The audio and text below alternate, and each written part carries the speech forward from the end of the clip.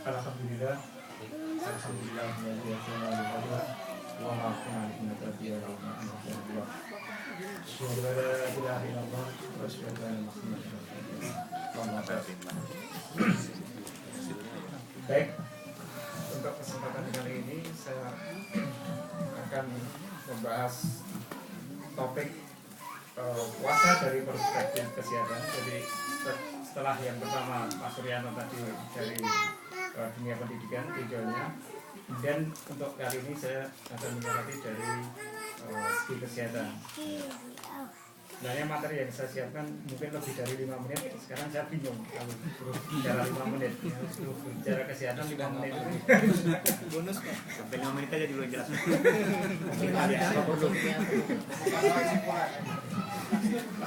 Jadi kan biasanya kalau yang pernah mungkin di Indonesia kita ini dalam setiap satu kunjungan pun tidak mungkin kalau misalnya memeriksakan itu kan juga tidak akan hanya 5 menit selesai, itu juga akan mungkin baik.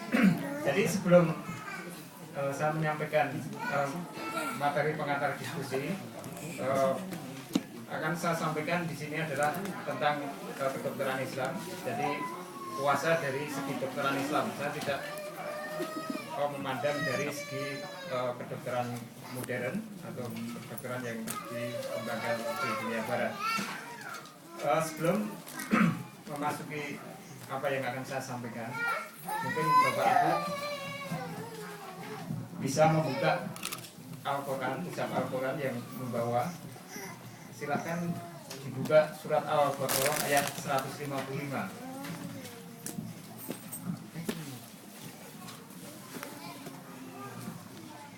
Ini sebagai ilustrasi kasus dulu, jadi mungkin nanti akan memperjelas apa yang kita diskusikan untuk dari segi kedokteran Islam. Jadi di situ kita bisa bacakan artinya bahwa di situ kira-kira sudah ini. Nah, sekarang pertanyaannya, kalau seandainya ada seseorang atau individu atau mungkin sebagai contoh saya sendiri, kemudian diberikan cobaan sama Allah. Itu kan cobaannya macam-macam.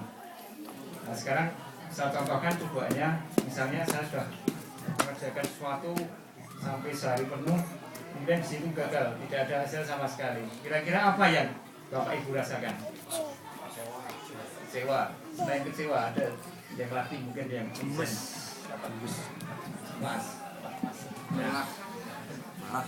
Lelah capek. Nah, kalau kira-kira kita sudah tahu kecewa, Tinggal minta kemudian cemas, kira-kira ini unsur di dalam organ tubuh kita yang berperanan apa kira-kira? Silakan, kira-kira apa? Jadi saya dari Mas Hasanan, jadi nanti Jantung. Mumpah gini cuma. berarti berdebar-debar. Perut, Pak. Berdebar. Perut gimana? Mulai sakit perut. Sakit perut. Ada lagi yang lain? Migran. Sakit kepala. Oke, baik. Kemudian kita kembali ke tadi yang sudah disampaikan sama Mas Suryanto untuk Al-Baqarah ayat 183. Itu dari arti sudah jelas bahwa kita untuk suruh berpuasa. Nah, dalam artian di sini puasa kita suruh menahan nafsu. Memang yang utama kalau kita levelnya di level pertama, di situ kan memang nafsu untuk makan dan minum dan nafsu biologis yang lain yaitu untuk seksual. Tapi kalau untuk masuk ke level berikutnya, pasti nafsu-nafsu yang lain ikut dikendalikan. Nah, tujuannya apa di sini? Allah memerintahkan kita puasa. Apa hakikatnya di situ? Bahwa di sini adalah untuk membersihkan kalbu kita. Kalbu kita dibersihkan. Mungkin dalam 10 bulan, 11 bulan yang lalu di situ banyak hal-hal yang di situ penyakit-penyakit kalbu yang ada di dalam kita masih tersisa atau tertinggal atau mungkin bahkan tersimpan di situ sehingga menimbulkan kerak.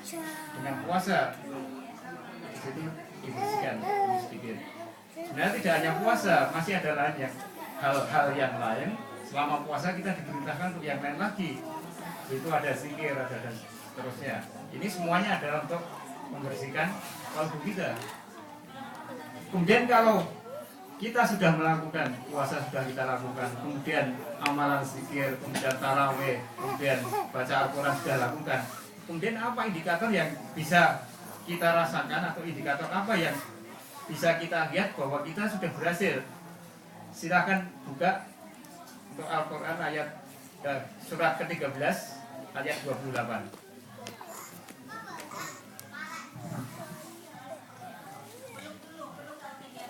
Itu kan alazina amanu wa tatma'innu qulubuhum bi dzikrillah, ala bi dzikrillah wa tatma'innu qulubuhum.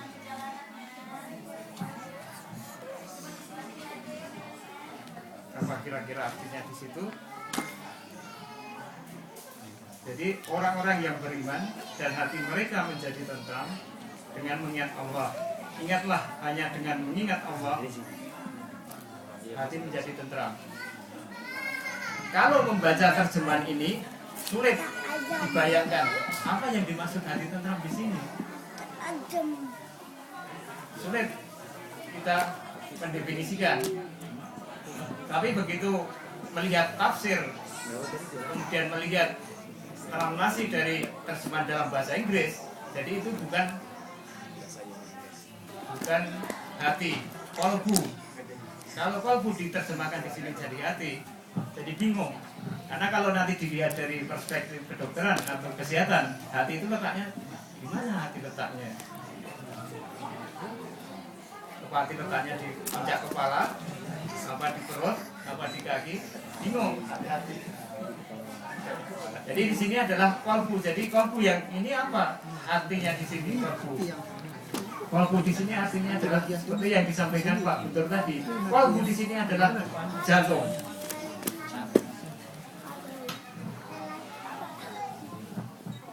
Jadi kalau kita berpuasa kemudian diikuti tadi, kita menjadi tenang. Apa buktinya jadi tenang? Salah satunya yaitu rasa was-was, rasa berdebar-debarnya akan mungkin hilang atau mungkin berkurang. Kemudian dari segi emosi menjadi stabil.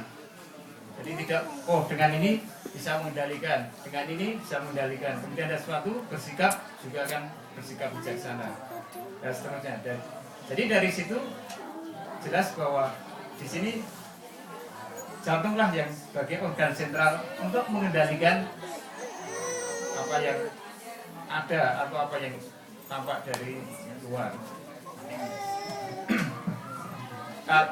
Kemudian apa bukti yang lain bahwa kolbu di sini adalah terletak di jantung?